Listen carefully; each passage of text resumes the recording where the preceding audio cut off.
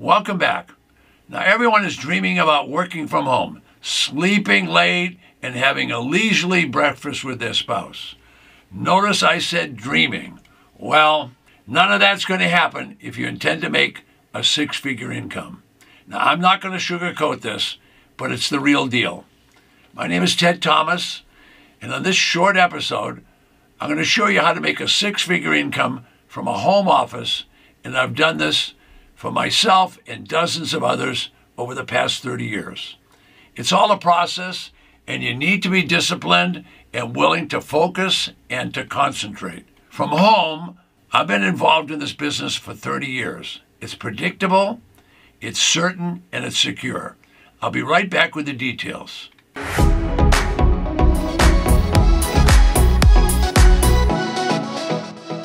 Today's episode is discussing and answering your question, how to make a six-figure income from home.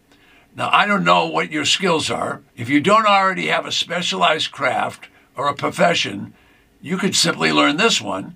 And 30 years ago, I discovered this little-known business, and it's highly lucrative. But it's been around for 200 years, but it was brand new to me. Now, the business is a subset, a small part of the traditional real estate business. It's not glamorous. As a matter of fact, it's a little on the ugly side. It's certainly not glamorous or prestigious. It's the cold, hard reality of life in the United States. Hollywood and television studio producers, they don't make movies about this. This is just ordinary business, buy low and sell at a profit. So here's how it works. In all 50 states, all of them are managed by a legislature. Now, that legislature makes the laws.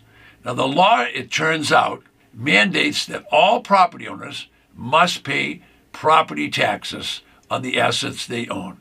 Now, we call that a wealth tax, you and I, but it's basically a property tax. Now, you and I, even though we call it a property tax, we don't like to pay those taxes, and other people don't. Now, if the property owner fails to pay the property tax, well, there's going to be consequences. The local county is authorized to levy that tax and collect the tax. If they can't collect the tax, they confiscate the property, that's it, they seize the property, and then they sell it at auction to pay those taxes.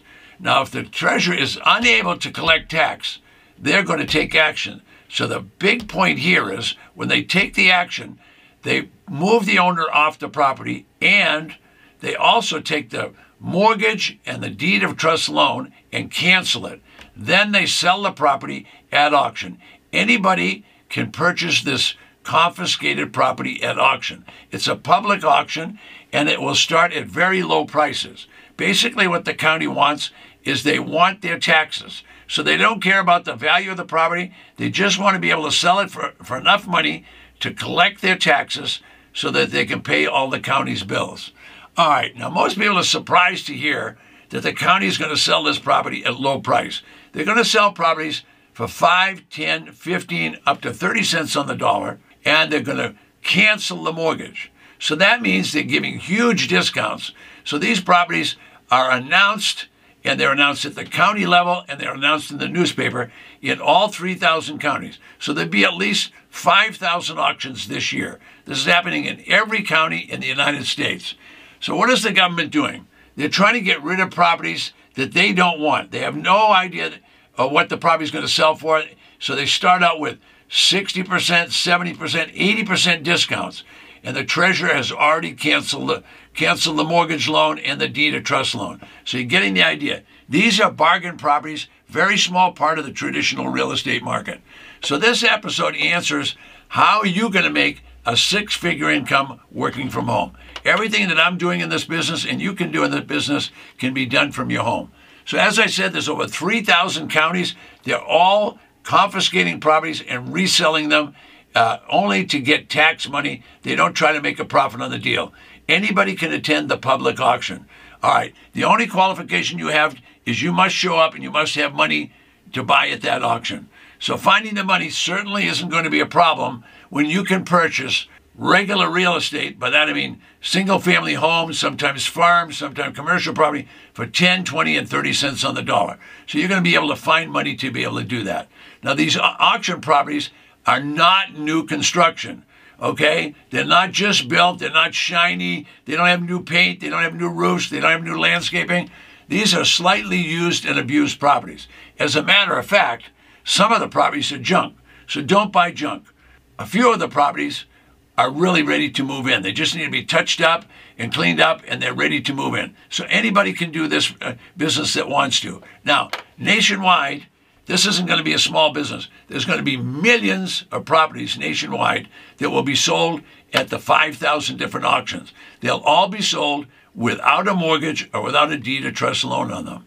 Now, I've purchased properties that are nice homes. I'm talking about properties that are colonial homes on 5 acres with 35 and 50-foot evergreen trees. And in some cases, they had 5 bedrooms, 2 baths, hardwood floors. These are older colonial homes with big circle driveways and whatever.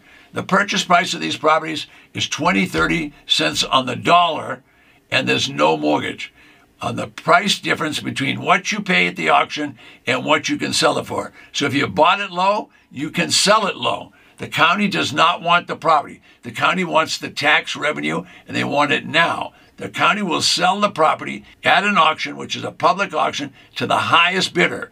Now, why are they selling these properties? The county is simply selling property because they need revenue to pay for the police, to pay for the sheriff, to pay for the schools and the school teachers, to pay to fix the roads, pay the county employees. All right, that money comes from property tax. As I say, some people call it a wealth tax, but it's an asset. So everybody is required by the legislature to pay their tax. If they don't, the county will sell the property at a tax defaulted auction. All right, now I've had a recent student purchased a home, for a livable home, for only $8,000. All right, the property was a 4-bedroom, 1-bath. It was probably 30, maybe even 50 years old. All right, the property needed some touch-up of paint and cleanup. They did that and resold it within 30 days and made a profit of $37,000. Now think about what I said. They bought it for $8,000. They spent some fix-up, probably $4,000 or $5,000 in fix-up, and then they sold it and made a profit of $37,500. How many times would you have to do that this year to make a 6-figure income working from home? Now, some properties you could buy at the right price and make a 6-figure income on one property, but they're all not like that. But there's going to be plenty for everybody. So you don't know what you don't know. This is a 200-year-old system, and they auction the real estate for whatever price they can get above the taxes. There's going to be more auctions than you can count. They're in every county and in every municipality in the United States. What the properties sell for, no one absolutely knows what they're going to sell for. You only know if you're at the auction. In other words, you've got to get in the game if you want to make any money. Now, there's no hurry with the auctions. They announce the auction, give you 30 or 45 days to check everything out. You can go there, you can visit the property. You probably can't see the inside, but you can see the outside, you can see the neighborhood. Almost all of your research can be done online. What you can't do online, you can do offline. All you have to do is know values in the neighborhood. You can do that online. You can also do it offline. Now, the information is available for every property at the county records. Or you can use Zillow. You can use the multiple listing service. You can use Trulia. You can use Craigslist. My point is, there's plenty of places to learn about the property, and there's plenty of places to be able to sell it. All right. Now, this business can be executed, most of it from home, but you do need to have someone actually have boots on the ground and be able to see that the property is okay. You don't want to buy a property that you haven't seen. Maybe there was a fire and burned it out. Maybe there was a windstorm. Maybe there was a hurricane. There could be anything, many things like that. Or maybe the property's in a location and it has a chicken farm next door, which isn't going to be very good smell in the summertime. All right, now my student investors, they learn the process first. Then they choose and evaluate the property one. The profit is made when you purchase. You make your money when you purchase. The student ultimately takes a check home when they earn their money because they purchase at one price, and anything they sell it for, they get to keep that. The ultimate profit is between the purchase price and what they sell it for. It's not unusual for students to make $25,000, $50,000, even $100,000 on one deal. So think about that. Wouldn't take too long to make a 6-figure income and be working from home. All right, my name is Ted Thomas, and right below me, there's a free gift for you.